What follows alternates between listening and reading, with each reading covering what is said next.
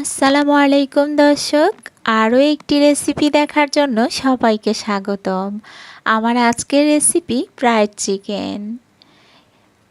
Chicken fry খেতে কার না ভালো লাগে, আর যদি ফ্রাইড চিকেনটা এরকম ক্রিস্পি হয় তাহলে তো আর কোনো কথাই নেই। আশা করছি সবার কাছে রেসিপিটা ভালো লাগবে।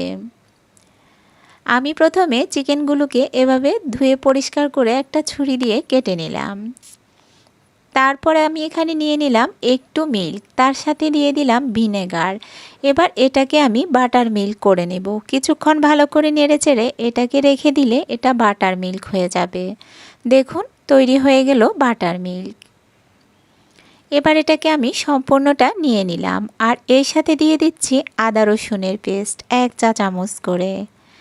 এরপর দিয়ে দিলাম লাল মরিচের গুঁড়া 1 চা চামচ, দিয়ে দিলাম গোলমরিচের গুঁড়া কালো 1 চা চামচ, 1 টেবিল চামচ দিয়ে দিলাম সয়া সস। এবার এটাকে ভালো করে মিশিয়ে নিচ্ছি। এর সাথে আমি দিয়ে দিব 2 টেবিল চামচ টমেটো সস। দেখুন টমেটো সসটা মেশানোর পরে কালারটা এরকম হলো। যে কোনো কারণে টমেটো সসটা দেখানো যায়নি, এর জন্য আমি দুঃখিত। এবার এটাকে ভালো করে হাত দিয়ে মিশিয়ে নিলে ভালো হয়। হাত দিয়ে চেষ্টা করবেন চিকেনগুলোকে এভাবে মাখিয়ে নিতে। মাখানো হয়ে গেলে এরপরে আবার আমি দিয়ে দিচ্ছি এর সাথে লেবুর রস আর পরিমাণ মতো লবণ। যেহেতু সয়া সস দিলাম এই কারণে লবণটা একটু কম লাগবে।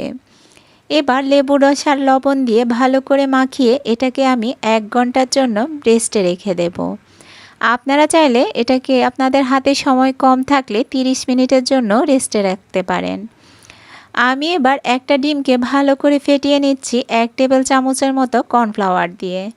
ভালো করে মিশাতে হবে, তা না হলে কর্নফ্লাওয়ারের ধলাটা পাকিয়ে যেতে পারে।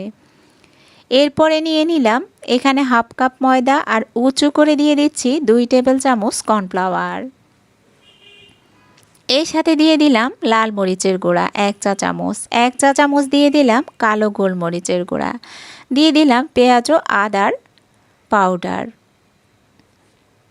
এটা যদি না থাকে আপনারা একটু পেঁয়াজ বাটা ও একটু আদা বাটা দিয়ে দিতে পারেন। আর দিয়ে দিলাম স্বাদ মতো লবণ। এবার সবগুলোকে ভালো করে মিশিয়ে নিলাম। 1 ঘন্টা পরে এবার আমি চিকেনটাকে প্রথমে নিয়ে ময়দার মধ্যে গড়িয়ে নিচ্ছি। ভালো করে এভাবে ময়দার মধ্যে গড়িয়ে নিতে হবে। এরপর এটাকে ডিমের মধ্যে ভালো করে ডুবিয়ে নিতে হবে, যেন সবটা জায়গায় ডিমটা ভালো করে লাগে। আপনারা চাইলে এখানে 2টো ডিমও নিতে পারেন, তবে একটা ডিমে যথেষ্ট হবে, যেহেতু 4 পিস চিকেন সেজন্য আমি একটা ডিম নিলাম। এরপর এটাকে এভাবে ভালো করে ব্রেডক্রামে গড়িয়ে নেব। দেখুন খুব সুন্দর করে এটাকে ব্রেডক্রামে গড়িয়ে নিলাম। দেখুন কি সুন্দর কালার আসছে। এভাবে আমি চিকেনগুলোকে রেডি করে নিলাম। এবার চুলায় একটা কড়াই বসিয়ে তেল দিয়ে দিলাম। তেলটা গরম হলে চিকেনগুলোকে দিয়ে দিচ্ছি। আমি সবগুলো চিকেন একসাথে ভেজে নিচ্ছি। একসাথে ভাজাটা ঠিক হয় নাই, আমি পরবর্তীতে বুঝতে পারলাম। আপনারা অবশ্যই চেষ্টা করবেন 2টো করে ভাজতে, তাহলে আর না হলে তেলটা আর একটু বাড়িয়ে দিতে। যেহেতু আমার তেলটা কম ছিল 2টো করে ভাজলে ভালো হতো। আর চুলার আঁচটা চিকেনটা দেওয়ার সাথে সাথে মিডিয়াম লোতে নিয়ে আসতে হবে। যেহেতু আমি আঁচটা বাড়িয়ে রেখেছি সেজন্য আমার চিকেনের নিচে একটু লাল হয়ে গেছে। দেখুন একটু বেশি কালার চলে আসছে।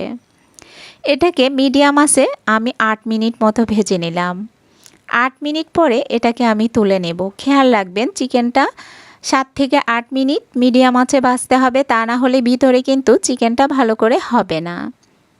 8 মিনিট পরে চিকেনটা আমি তুলে নিচ্ছি। দেখুন কি সুন্দর হয়েছে চিকেনটা, দেখতে যেমন সুন্দর খেতেও অনেক বেশি ক্রিস্পি হয়েছে। আশা করছি সবার কাছে ভালো লাগবে। ভালো লাগলে আমার সাথেই থাকবেন। সবাই ভালো থাকবেন, সুস্থ থাকবেন। আল্লাহ হাফেজ।